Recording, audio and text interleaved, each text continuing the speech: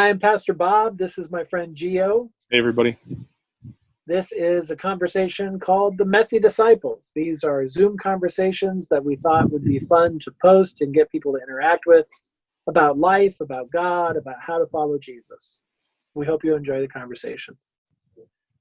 Just generally, I think that what I'm hearing a little bit of is it starts with us, and it starts with our ability to or desire to connect with God through Jesus. And it starts with us, though. It's not just, he's there if we ask. Seek and ye shall find. And so we need to know, how do we seek? How is it that we seek this? And one of the ways you said was, forgiveness. And we talked about forgiveness. We talked about self-forgiveness and then forgiving in others. And again, it still started with us, self-forgiving. And then I started thinking and reading, and I'm still, hearing what this public opinion is about, how we should be and how we should be talking to each other in this, this hashtag framework that is being pushed. The proletariat is pushing this into the system through media, and the people that are, not, they like to say hashtag woke, WOKE, but I think that that's even convoluted. I don't think they got woke right. I think woke is more realizing that, we are not in control. You need to start giving it up to God, and how you do that is here. And these are some of the topics that we're addressing here in some very, naked ways, and you using the word, to be able to do this. And so I started thinking and looking this week at the media's portrayal as to how we are treating ourselves. And I think that there's a void there in what the media is trying to tell people to be, and then what is the effect of how being that is on us, and then how are we really treating ourselves as a result of that. That started to come into my mind as a topic, and I haven't heard much of it in our conversations, and so I'd like to ask you, what does the Bible say about how we're supposed to be treating ourselves? You touched upon it a little bit in one of, and I don't think we even got this live, but it was in one of our just personal conversations. We touched upon it a little bit when I told you the story about my personal trainer, and you gave some ideas of what the Bible actually said to put in your body, which is one way of treating ourselves. But what about the rest of it? I think it's really fantastic.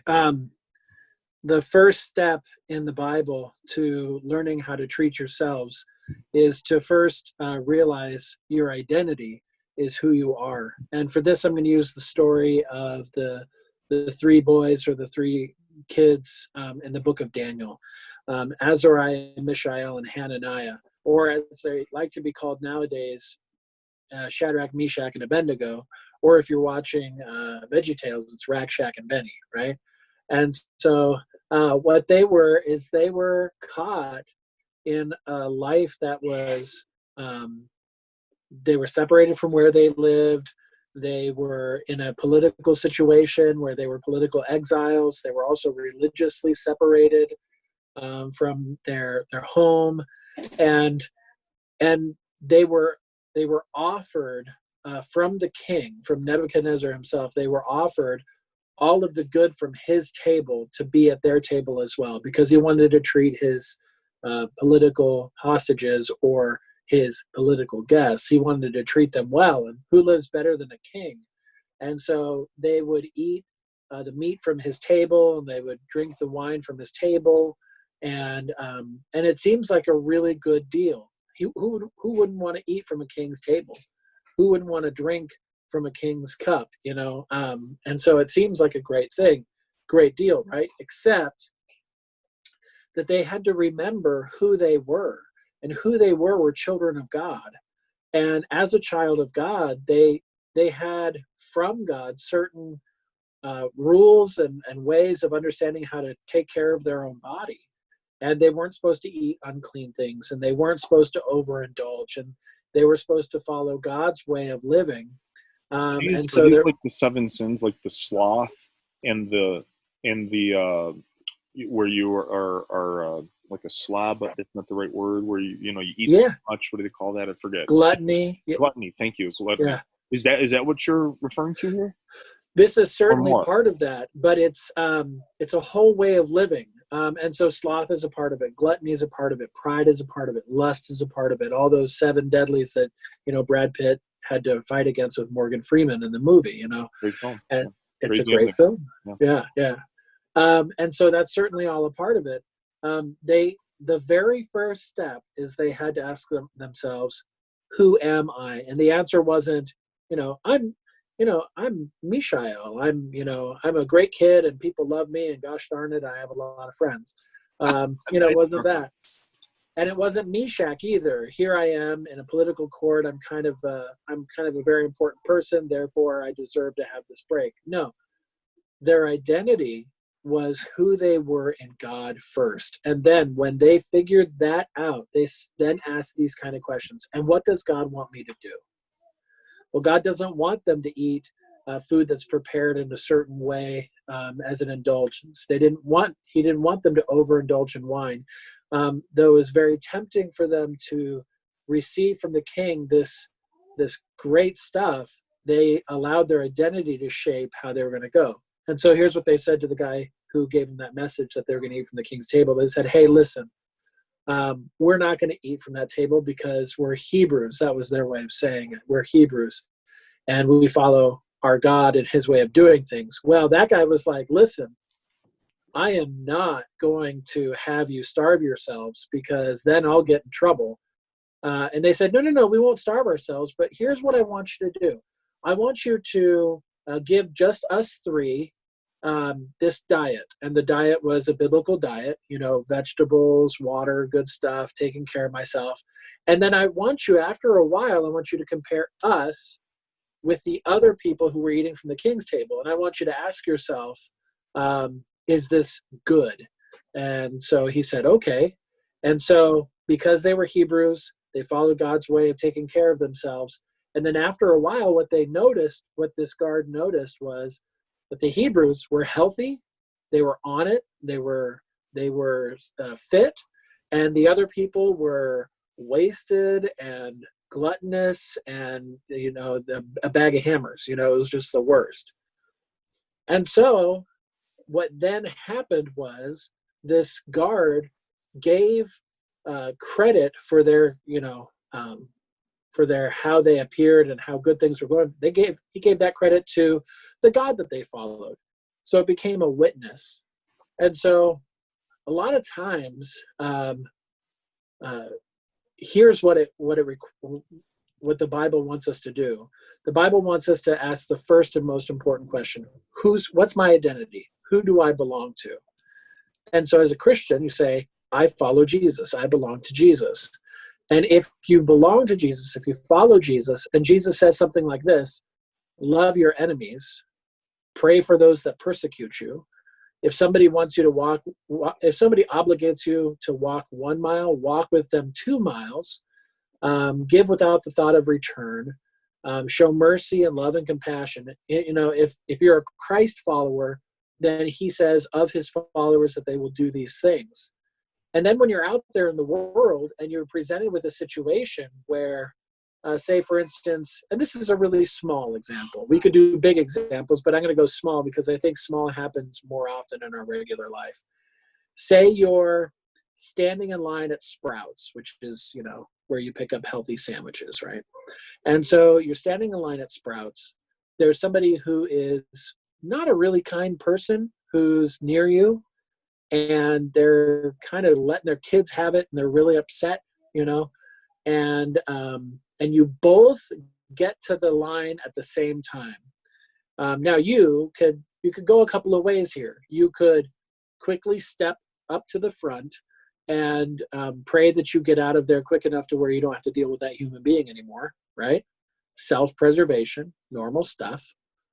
Or you could say, hey, why don't you go on ahead? And they will say probably something like, are you sure? It was absolutely. I got all the time in the world. You're practicing Christian patience. Now you're behind them in line, and because I do that all the time, by the way. I do that all the time. I do that all the time. I'll have to say. Go ahead. Yeah. And so you realize as you're standing behind them in line that it's their kids are really irritating them, and it's embarrassing to them. And you can probably reflect on that yourself. There are times when your kids embarrassed you. And so what you do, yeah, me too. I could get my foot up there, I would. Um, and so what you do is you start to interact with the kids, not in an annoying way, and not in a way that's kind of like parent shaming, not that. You're just being nice, and it distracts the kids. It gives them a moment of peace. And maybe, I'm not saying it'll happen, because maybe this person's really rankly, but if it happens that as they're leaving and you're going up, they thank you, you could say something simply like, hey, somebody helped me once when I was in need before, and it helped me, and it really changed my life, and I'm just hoping to do that for other people. They might even say, that's so cool, who was it? And you could say, Jesus. Nice. And so what it does is it gives them a witness without you being kind of like a sandpapery Christian, which a sandpapery Christian is the kind of Christian that rubs everybody the wrong way. Would have said Jesus in the first go around. Right. And would have shamed him for it. Yeah. Right. But it's a little more inductive, right? And so just simple changing of the way you say something can have a complete change in the impact. That's exactly right. And then identifying who you are, identifying how that will shape how you're going to react in that situation, practicing those virtues, even if that person like gets under your skin or you're so angry, or even if the kids are bothering you just as much as they're bothering the parent, but you set all of that aside to follow Jesus in a certain way. And then it's an opportunity for you in a non-offensive and a non-jerk kind of way to just say, hey, I'm just doing that because somebody else did that for me. And it gives you just that little touch. That's an example of Daniel in real life. What do you think about that? Well, I think it's amazing. And it's a powerful and impactful story. I think it applies to where we are.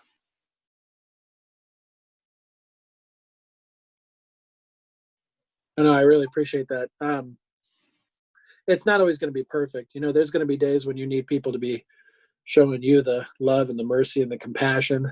And sometimes it'll be your kids, who shine the light of Jesus in your eyes, and it either gets you like a deer in the headlights or it blinds you. And sometimes it's your spouse.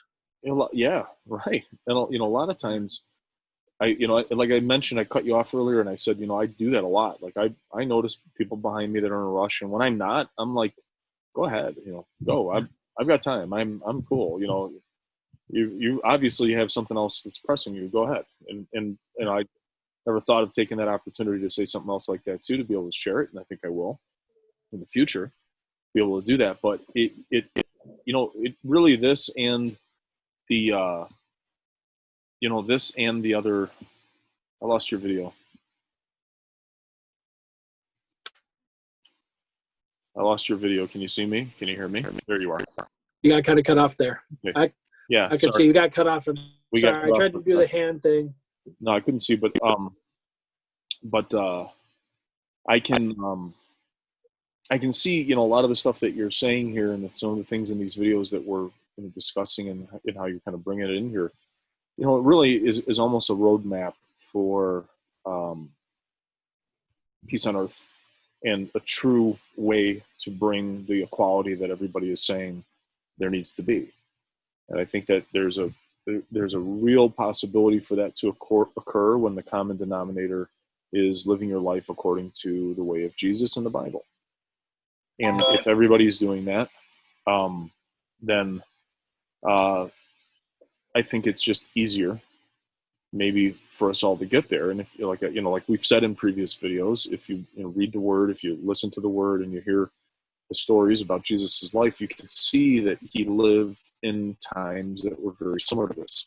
The game pieces changed, but the game hasn't changed, and so it really, there's a lot of examples in there. And the one in another video that he just mentioned about, that Pastor Bob just mentioned about the book of Judges, which I hope we hear more about, is a perfect example of the fact that what is happening now happened then. And Jesus figured it out with the help of his connection to his Father, figured out, here is a real way of living, a lifestyle that if everybody adopted, the simple things like the golden rule, and apply them to do simple things like, if you notice somebody behind you having a bad day, go ahead and let them go, and be that good person in their life. Be that little, it might not have been much more than simply uh you know um an extra couple of minutes in their day that you save them, but it could be that one little thing that helps to spark maybe a lot more good stuff. Thanks for watching today. It's been a great conversation. We'd love for you to be a part of the conversation, so go ahead and click subscribe. And if you hit the notification bar, it'll let you know when new videos are coming out, which is really important because all of our videos are about new and current events that are happening. If you have any questions, go ahead and contact me via email. It's great to have you a part of the conversation. Thanks for joining us. Bye.